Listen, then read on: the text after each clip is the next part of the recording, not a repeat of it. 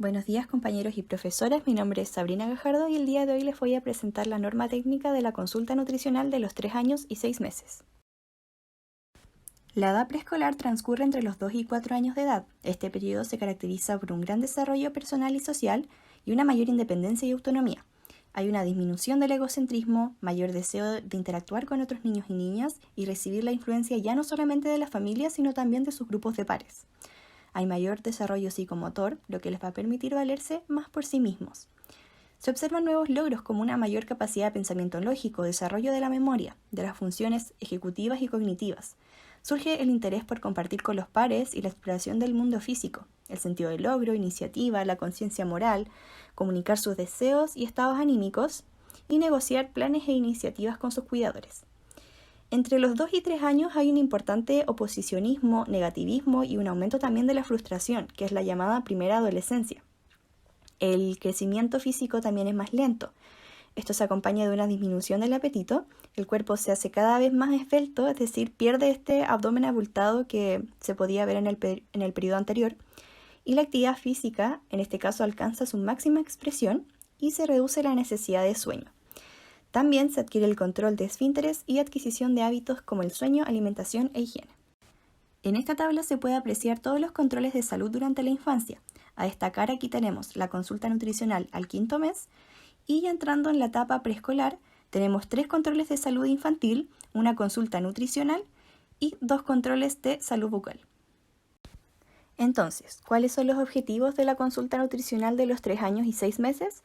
En primer lugar, orientar a la madre, padre o cuidadores principales y fomentarles hábitos alimentarios y actividad física saludable para la familia y el preescolar. En segundo lugar, evaluar hábitos de salud bucal, potenciando los factores protectores y reduciendo los factores de riesgo consensuando un plan en familia. En tercer lugar, evaluar el estado nutricional integral del niño o niña y realizar las medidas orientadas a lograr un peso saludable cuando sea necesario. Y en cuarto lugar, evaluar el riesgo de malnutrición por exceso y en caso de detectarlo, realizar acciones preventivas familiares e individuales. En primer lugar, se deben revisar los antecedentes que existen de controles anteriores, revisar su ficha clínica, personal, familiar, cualquier información que pueda ser relevante en este caso. Luego se debe ir a buscar al niño o niña en la sala de espera, saludarlo por su nombre, ¿no es cierto?, con un lenguaje amigable, cercano, para poder hacer el primer contacto y poder interactuar con él o ella, identificarse con el nombre y explicar de qué va a tratar la consulta brevemente.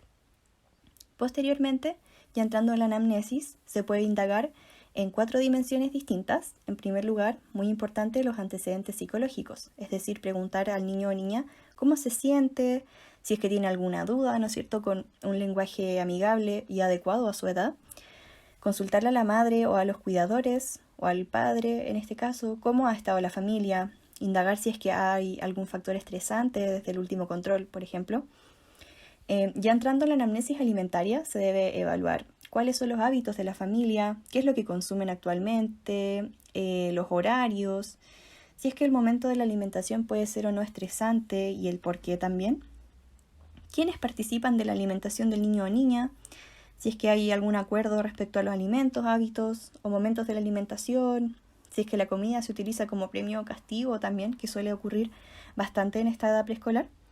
Preguntar entonces directamente sobre la alimentación, por ejemplo, el número de comida, los horarios, la composición, la variedad, cuánta leche toma al día, el volumen, si aún utiliza mamadera o chupetes, y los alimentos que consume, por ejemplo, si es que son altos en grasa, sodio, si es que toma agua, por ejemplo. Luego, entrando a la dimensión de los hábitos saludables, es importante preguntar por la frecuencia del lavado de dientes, el tipo de cepillo que utiliza, la pasta, si es que se apoya con un adulto. Y por otro lado, en cuanto a la actividad física, preguntar si es que la familia suele realizar actividad física o actividades recreativas en el exterior, la forma del transporte, lo que se hace en el fondo en el hogar, etc. Y por último, los antecedentes en salud. Si es que existen antecedentes de obesidad, sobrepeso, diabetes, rechazo a la comida, ya evaluar presencia de factores de riesgo según la pauta de factores condicionantes de riesgo de malnutrición por exceso, que son una madre o padre obeso, si es que la lactancia materna exclusiva fue insuficiente en un periodo inferior a 4 meses, entre otros, y antecedentes de diabetes gestacional en el embarazo y otros factores de riesgo que podrían ser incremento acelerado del peso en la infancia u obesidad actual. Pasando al examen físico y a la evaluación integral, es importante evaluar la relación de madre-padre, hijo o hija. En este caso, evaluar la conducta del hijo o hija en la consulta, si es que se muestra activo o activa, dispuesto a explorar, por ejemplo. También evaluar la relación de los padres, madre o cuidadores, cómo se dirigen a este preescolar, cómo lo tratan, cómo le hablan. En segundo lugar, la evaluación antropométrica, es decir, la medición de talla y peso, y registrar estos puntos en curvas para poder, ¿no es cierto?, ir evaluando la progresión de estas. También es importante evaluar la antropometría de la madre, padre o cuidadores, evaluando peso, talla y haciendo el cálculo de IMC. Importante también el examen bucodental, los labios, mucosa bucal, la cara interna de las mejillas, la dentición temporal completa, descartar caries, etc. Los signos de carencia específicas, como por ejemplo la anemia, por ejemplo descartar la palidez de mucosas o taquicardia, y señales de maltrato o abuso sexual también. Por ejemplo, si es que el niño o niña presenta algún tipo de lesión, si existen fracturas, por ejemplo hematomas, etc. En cuanto a los formularios a aplicar, tenemos dos, que son, en primer lugar, la pauta de factores condicionantes de riesgo de malnutrición por exceso. Aquí podríamos obtener señales de alerta o alguna bandera roja respecto al ámbito nutricional y que podría también ser abordado durante la consulta. Y aquí podemos observar la pauta de evaluación bucodentaria infantil de los 0 a 6 años, que también se puede aplicar en esta consulta.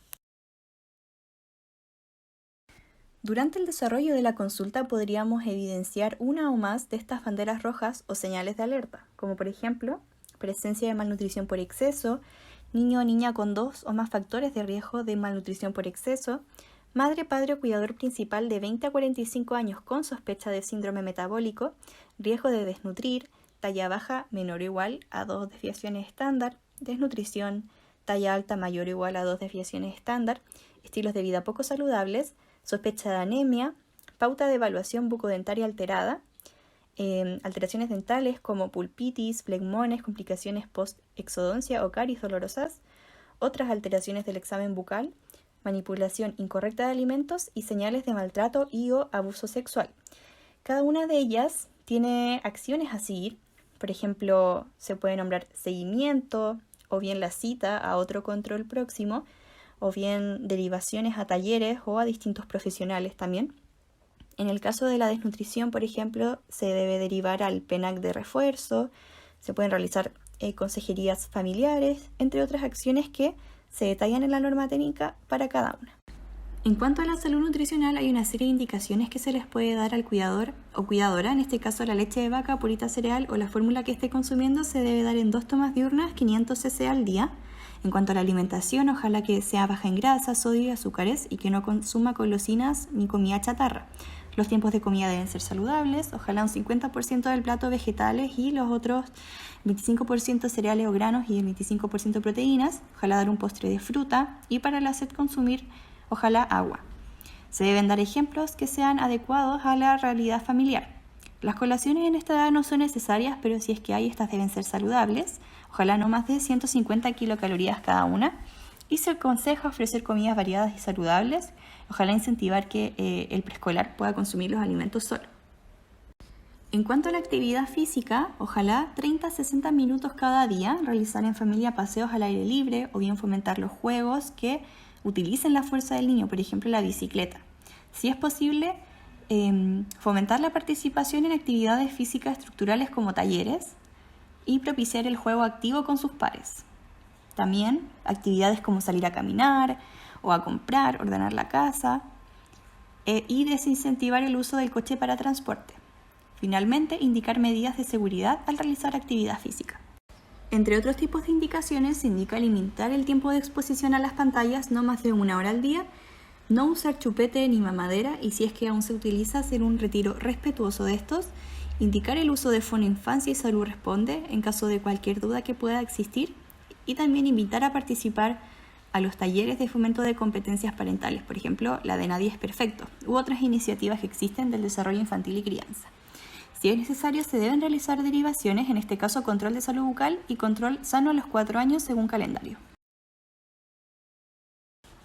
Para sintetizar, durante la infancia se realizan 2 controles nutricionales en APS, que es el de los 5 meses y el de los 3 años y 6 meses. Comentamos que además en la edad escolar se forjan hábitos alimenticios principalmente, por lo que es muy importante intervenir en este sentido. También vemos que se incorporan a la alimentación familiar, hay menor apetito y hay un aumento de la actividad física.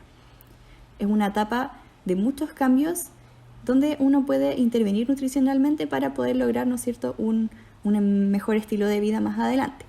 El control nutricional abarca diversas dimensiones, como ya lo vimos, las psicológicas, nutricionales, de bienestar general, etc. Y es muy importante porque permite pesquisar tempranamente algún factor de riesgo para la salud de este preescolar. En este sentido, la nutricionista tiene una labor fundamental, ya que permite forjar los hábitos alimentarios saludables tempranamente para que en la adultez el preescolar pueda tener un estilo de vida saludable, sin factores de riesgo y potenciar al máximo su crecimiento y desarrollo. Por otro lado, la familia cumple un rol muy importante en ello, ya que si la familia mantiene un estilo de vida poco saludable, lo más probable es que los niños imiten estas conductas y no se logre impactar demasiado en el preescolar. Es por ello que la nutricionista debe ser capaz de abordar diversas dimensiones como las psicológicas, psicosociales, hábitos de estilo de vida y antecedentes de salud, para poder abordar la consulta de la mejor manera posible y pueda existir finalmente un cambio en la conducta. Con esto concluye la presentación. Muchas gracias.